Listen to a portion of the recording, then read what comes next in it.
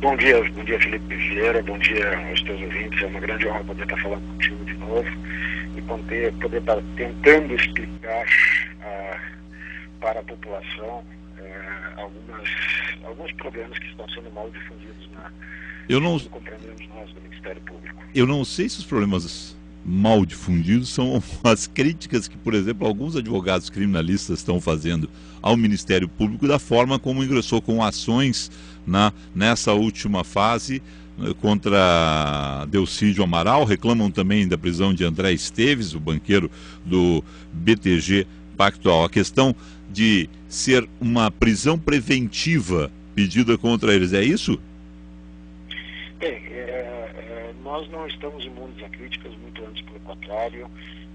Falo como membro do Ministério Público. Agora, o pedido feito pelo Procurador-Geral da República precisa ser compreendido e melhor compreendido e explicado, talvez, e esse pedido parece não ter nada de absurdo porque é acolhido por 5 ministros da Corte Suprema Brasileira. É bem verdade que nós reconhecemos algumas questões truncadas na própria decisão, nos votos que foram dados, algumas incompreensões, mas o que nós temos que explicar, Felipe, para o ouvinte? A Constituição Federal de 88, ela diz, e feita há mais de 27 anos, ela diz lá que os parlamentares não poderão ser presos, salvo em flagrante, por delito inafiançável. A concepção que se tem é que apenas nos delitos inafiançáveis é que seria possível a prisão. Da visão literal desse dispositivo. Ocorre o seguinte, Felipe e ouvintes. Há muitos anos, eu repito, há muitos anos, o Supremo Tribunal Federal já mudou o conceito do que é afiançável e inafiançável. A população, o povo acha que se o delito é inafiançável, a pessoa presa não pode ser solta. Isto não corresponde há muitos anos o que o Supremo Tribunal Federal entende sobre o delito afiançável e inafiançável. Na verdade, se o delito é inafiançável, significa que ele não deverá fazer uma prestação de fiança. Só que isso não impede que o juiz analise, e eu diria melhor, impõe que o juiz analise, mesmo naqueles casos de prisão em flagrante por crime inafiançável, se não há hipótese de colocar o sujeito preso em liberdade ou então fixar uma medida cautelar menos gravosa, como tornozeleira eletrônica, como limitação de final de semana, como prisão domiciliar. Em última hipótese, se for absolutamente necessário, o juiz decreta a prisão preventiva. Só que o que é importante entender é a prisão cautelar, a prisão em flagrante, não mantém ninguém mais preso no Brasil por si mesma, sendo delito afiançável ou delito inafiançável. Isso é absolutamente irrelevante. Lendo esse dispositivo da Constituição, a partir disso que eu estou dizendo, significaria o seguinte, literalmente: o sujeito preso em flagrante por crime inafiançável chegaria no Congresso Nacional à comunicação da prisão e o Congresso necessariamente, repito, deveria colocar ele em liberdade. Por quê? Porque o fato dele cometer um crime inafiançável não permite que ele continue só por isso preso. É preciso que haja uma ordem judicial colocando ele preso ou então aplicando uma medida cautelar menos gravosa que a prisão. Essa é a nova realidade que nós vivemos. E esse entendimento do Supremo veio a ser normatizado mais recentemente por uma alteração no Código de Processo Penal sobre essas medidas cautelares diversas da prisão, que estão lá no artigo 282 do Código de Processo Penal. É importante dizer que o Ministério Público não fez uma interpretação da Constituição com base no Código de Processo Penal. Não foi isso. O Ministério Público, no seu pedido, fez uma interpretação da nova realidade, do entendimento do Supremo Tribunal Federal sobre o que é um delito inafiançável. E o Supremo já decidiu sobre isso há alguns anos, mas não em relação a um parlamentar federal. Essa é a primeira vez que ele decide sobre um parlamentar federal. E um argumento complementar. Não sei que estou falando longamente, mas é importante. Não, eu acho que é importante a gente esclarecer tudo isso. Vamos lá. Isso. aplicado o entendimento de que jamais poderia alguém ser preso preventivamente. Eu referi antes, o parlamentar, eu falo do parlamentar, eu referi antes que, pelo entendimento hoje, alguém preso por crime inafiançável, um parlamentar, ele deveria ser necessariamente solto. O parlamento não poderia manter a prisão dele. Não poderia, deveria necessariamente soltá-lo. Só que, imaginemos a seguinte situação: um parlamentar que seja um serial killer, que esteja praticando crimes reiterados e graves. Ele ser preso em flagrante ou não pelos crimes que ele cometeu é irrelevante, absolutamente irrelevante, porque ele deverá ser solto. A pergunta é, numa situação extrema, absurda, não poderia haver uma preventiva para evitar que ele continuasse praticando os crimes, ou ele teria, pela leitura literal do artigo 53, parágrafo 2º, uma autorização para continuar sendo praticando os crimes e não ter nenhuma consequência? Como é que fica a proteção da sociedade e do interesse do processo nessa circunstância? Existe alguma cláusula constitucional que seja absoluta?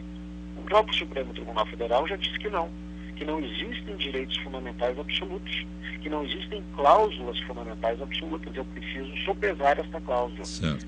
Por que isso veio à tona agora?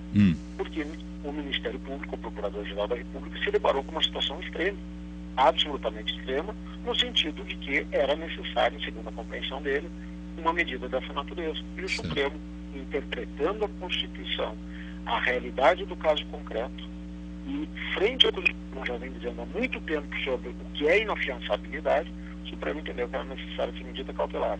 Simples. Tá.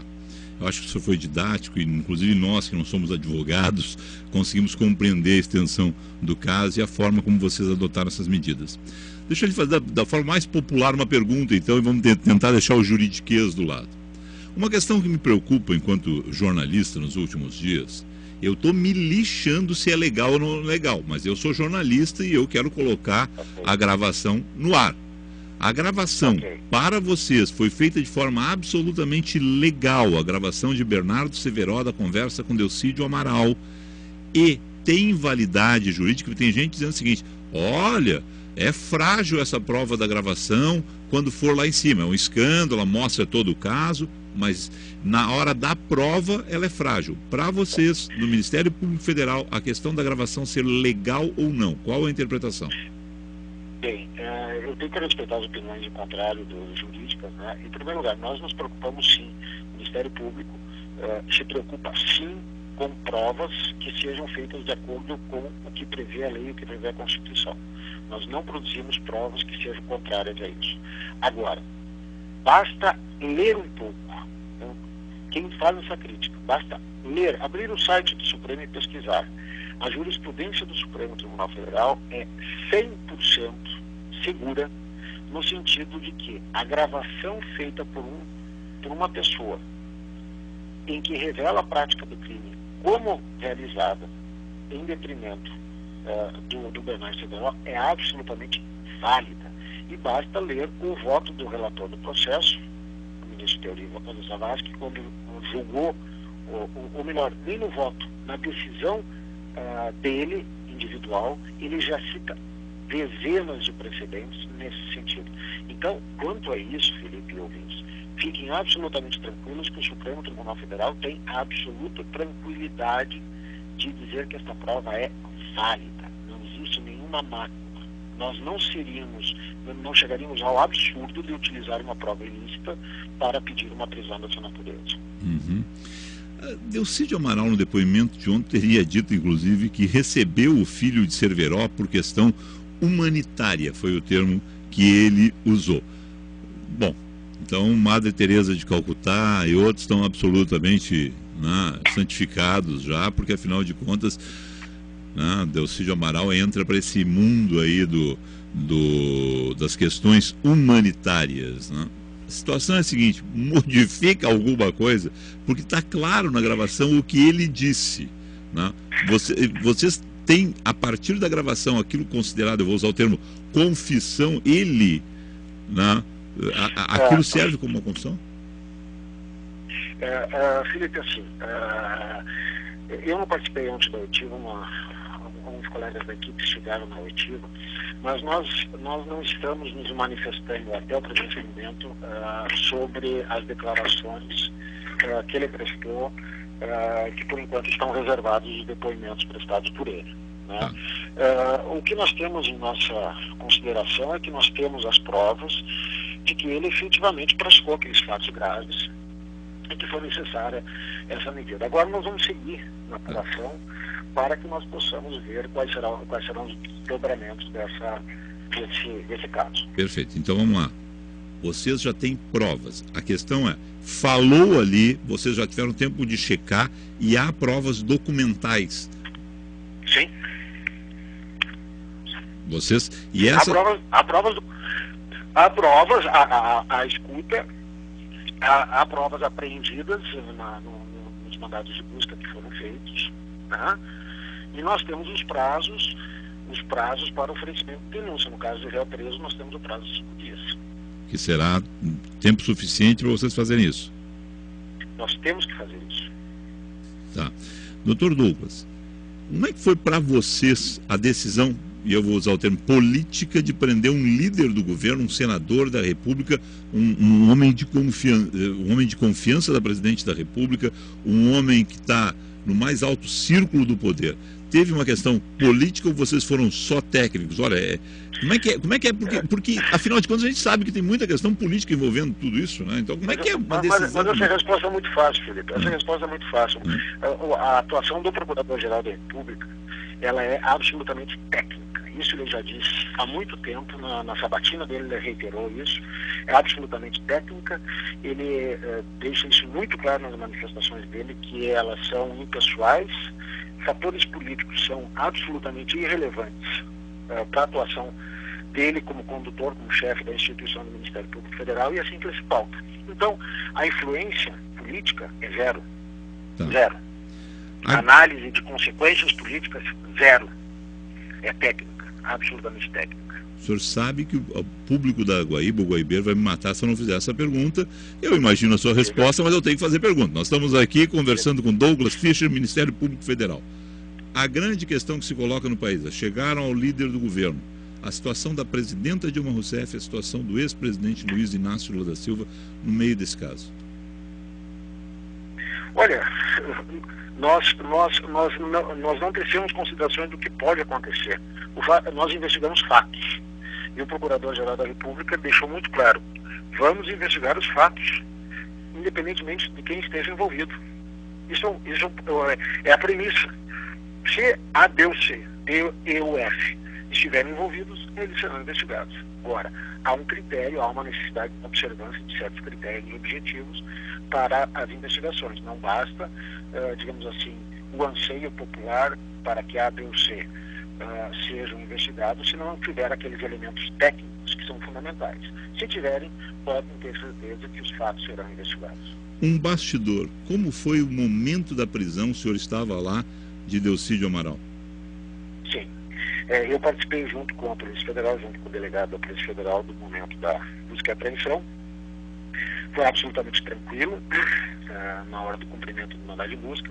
Claro que a surpresa do cumprimento do mandado de busca às 6 da manhã ela é impactante, mas ele foi muito cordial, tranquilo, né, diante da situação.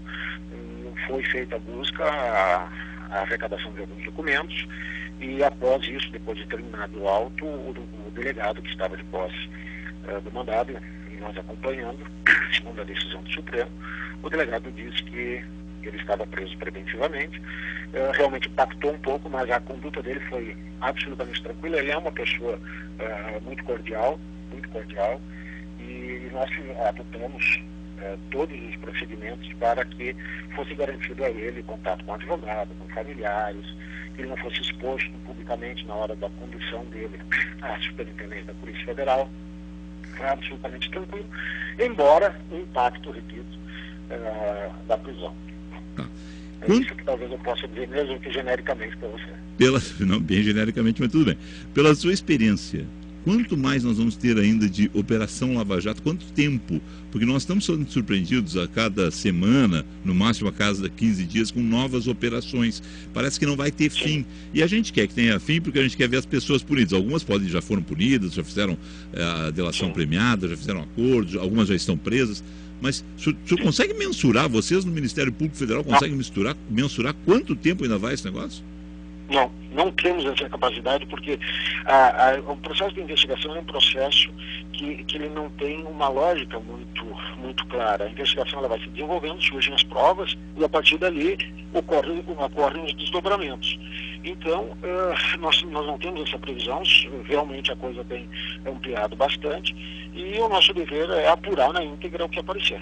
O que aparecer nós temos que apurar e é isso que nós vamos fazer. Essa é a determinação do Procurador-Geral e temos que fazer isso porque é nosso dever, é a nossa obrigação e vamos seguir fazendo dessa maneira, sempre na nossa ótica, sempre claro, sujeito às críticas.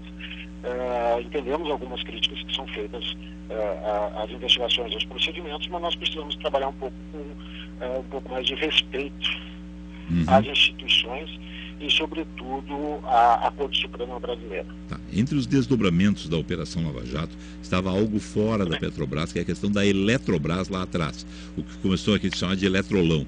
Aquilo ficou lá para trás, segue sendo investigado, tem alguma equipe do Ministério Público Federal investigando essas outras conexões que não são direto com a questão da Petrobras?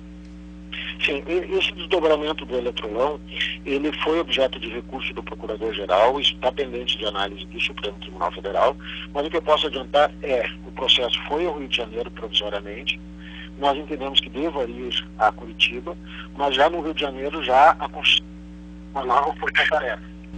Então, o fato é que nós estamos ampliando as forças exatamente por conta do desdobramento. Não será o desdobramento que vai impedir a investigação, não pode, pelo contrário, nós estamos botando mais gente para trabalhar. Quantas pessoas no Ministério Público Federal hoje estão trabalhando nessas operações todas? Não sei. É muita gente. É muita gente. É muita gente. Talvez pouco o suficiente diante de tantos fatos, mas é bastante gente. É bastante gente. Não pode ter. Lá a equipe de Brasília hoje nós estamos ampliando, inclusive nós estamos com 11 procuradores em Brasília. Olha, fica difícil chamar funcionários. E a pergunta é a seguinte, agora é dedicação, porque a gente sabe que tem, o que não falta é denúncia nesse país. Os 11 estão focados só na Lava Jato. Quer dizer, eles deixaram outros trabalhos. Olha, gente, isso aqui é prioridade total. Sim. Determinação do Procurador-Geral. Estamos lá exclusivamente com isso. Tá certo. Bom, doutor Douglas, a gente avançou nessa questão primeira aí, que era a crítica, eu vou usar o termo elasticidade, é um bom termo? Eu diria da literalidade da Constituição. Mas a ideia é tentar explicar um pouco.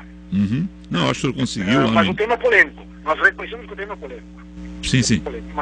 Mas nós precisamos fazer. Nós não podíamos deixar o crime acontecer do jeito que foi revelado, e a única medida cabível era uma preventiva. Tá bem. E no direito nós aprendemos que nem sempre a lei, seja ela a Constituição ou o Código, prevê todas as hipóteses de solução de todos os fatos que se apresentam. Né? Nós não violamos a Constituição, nós entendemos que o pedido ele tem fundamentos. Agora, se alguém discorda, vamos discordar dentro do devido respeito. Tá bem. Quero agradecer ao senhor, a ele desejar um excelente dia de trabalho. O senhor está em Florianópolis, né? Para um encontro do Ministério Público Federal? Não, um encontro do Ministério Público Estadual que me convidaram, já estou indo para lá agora. Tá bem. Sucesso no encontro aí, uma boa viagem de volta a Porto Alegre. Muito obrigado, Felipe. Um abraço a você e a todos os ouvintes.